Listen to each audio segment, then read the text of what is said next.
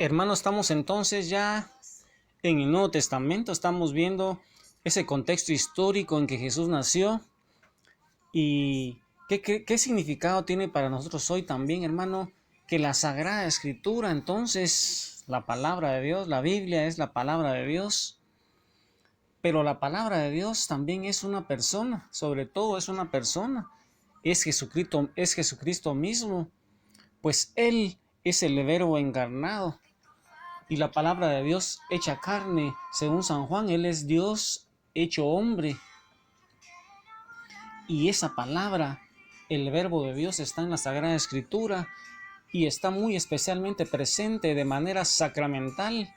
Ahí vivo, hermano, de manera real, con todo su ser de hombre y todo su ser de Dios en la Santa Misa, ahí en el pan vivo, en el pan y el vino consagrados, hermano, ahí también está. Por eso es que la misa, hermano, está formada por dos partes, la liturgia de la palabra y la liturgia eucarística.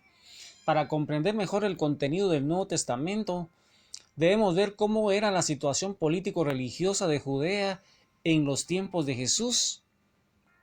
Recordemos que después de la destrucción del templo y el cautiverio en Babilonia, los judíos perdieron su independencia. Hermano, ¿te recuerdas que ellos perdieron su independencia? Es cierto que regresaron del exilio bajo el imperio persa, con Ciro el persa, según mandato de nuestro Señor, pero sin verdadera autonomía.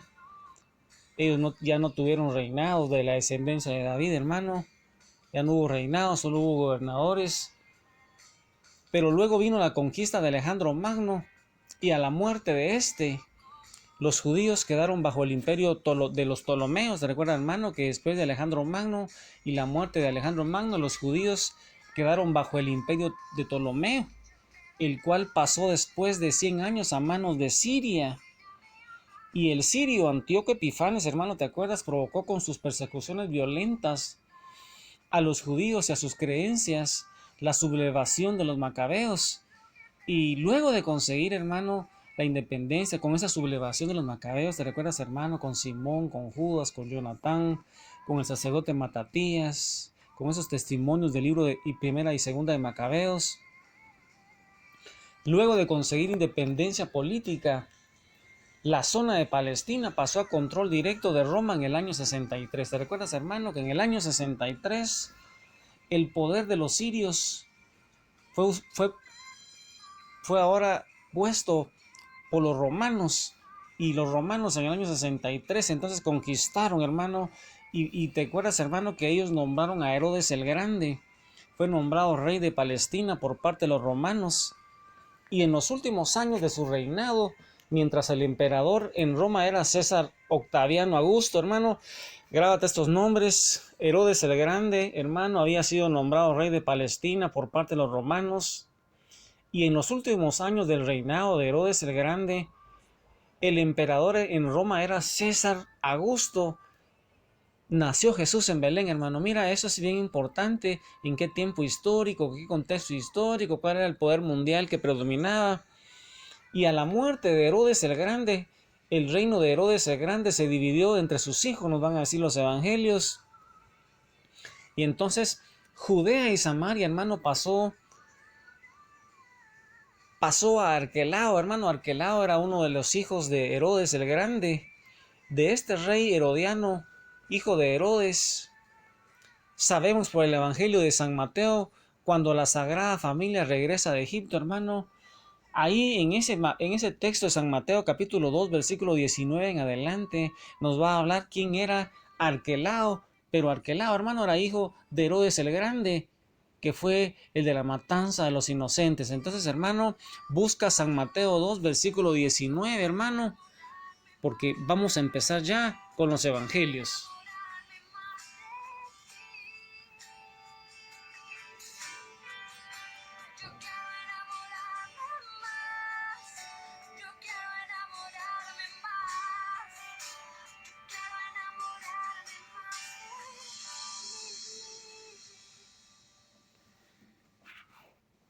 Y la palabra del Señor dice así: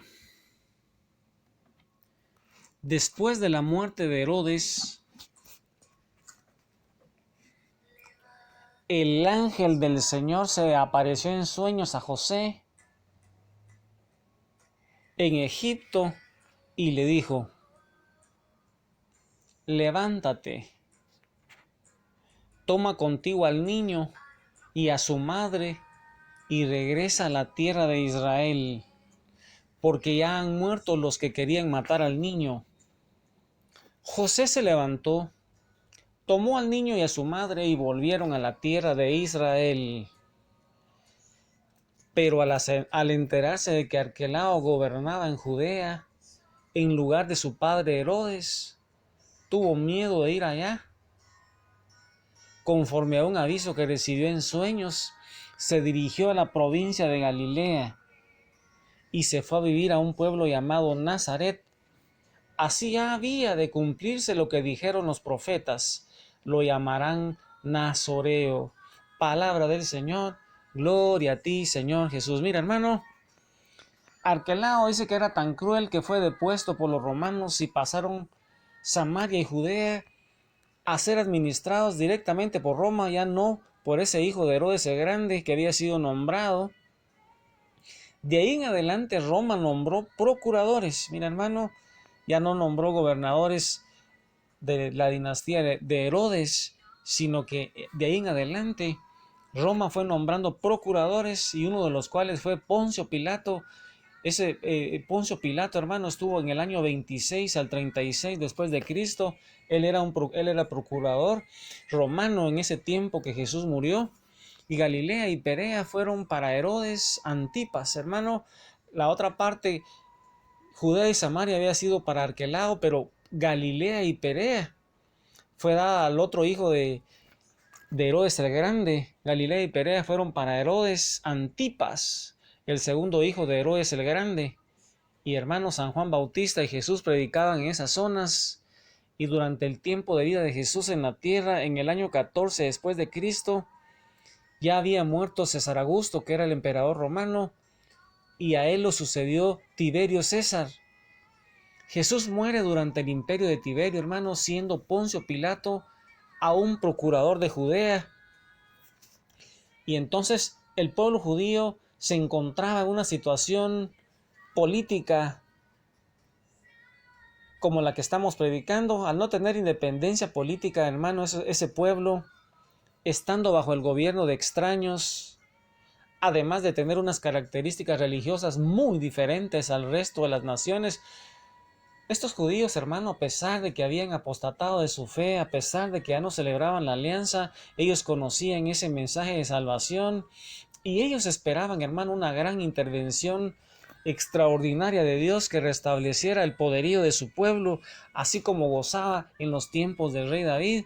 Sin embargo, en el seno del mismo judaísmo habían diferentes corrientes y grupos, como lo vimos, hermano, aunque esperaban al Mesías, aunque eran diferentes de otras naciones paganas, ellos se habían dividido, hermano, en varias sectas, y una de ellas, como habíamos visto, eran los fariseos, que habían añadido nuevas y numerosas doctrinas, casi 613 doctrinas y preceptos, hermano, doctrinas humanas.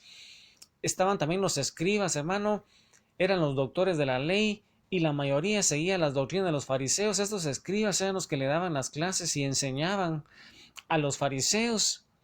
Y existían también los saduceos, hermano. ¿Te recuerdas que los saduceos solo creían nada más en el Pentateuco, o sea, en los 5 primeros de la Biblia? Los 5 libros primeros de la Biblia. Negaban la resurrección de los muertos y la inmortalidad del alma.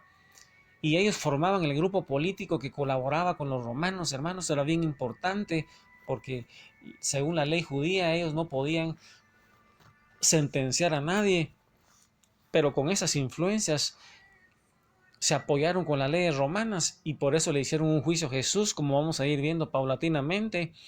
También existían los celotas, hermano. Eran nacionalistas, eran acérrimos. No otro gobernante que no fuera Dios, hermano. Ellos no aceptaban otro gobernante que no fuera Dios.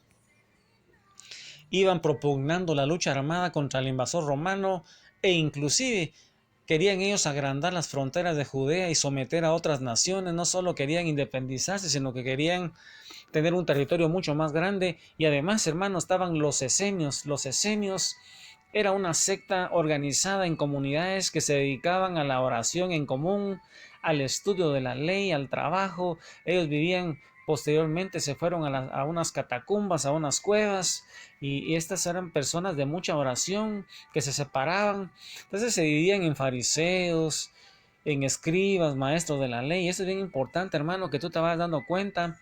Esos celotes, esos esenios, los publicanos, hermano, porque son los nombres, son las personas, son los personajes que tú vas a ir oyendo a través de la escritura. Los publicanos, hermano, eran judíos que cobraban los impuestos para los romanos, que eran los opresores del pueblo, y por este motivo ellos eran considerados pecadores públicos, porque siendo judíos ellos cobraban los impuestos, y eso para los fariseos sobre todo era un pecado, y por eso es que los publicanos, hermano, no eran aceptados adecuadamente como los pecadores. Y entonces, hermano, con ese panorama, yo quisiera, hermano, que tú acudieras más a la adoración eucarística, a la oración comunitaria, con María Santísima, con todos los ángeles, con todos los santos, que tú, hermano, fueras meditando las escrituras, fueras llenándote del Espíritu Santo, suplicándole al Padre que Él te vaya llenando, para que tú vayas conociendo esos misterios, hermano, porque el Evangelio es palabra de Dios, es palabra de vida eterna, y que nosotros podamos decirle como San Pedro y como los discípulos: ¿a quién iremos, Señor, si solo tú tienes palabras de vida eterna, hermano? Y Jesús está vivo ahí en la Eucaristía.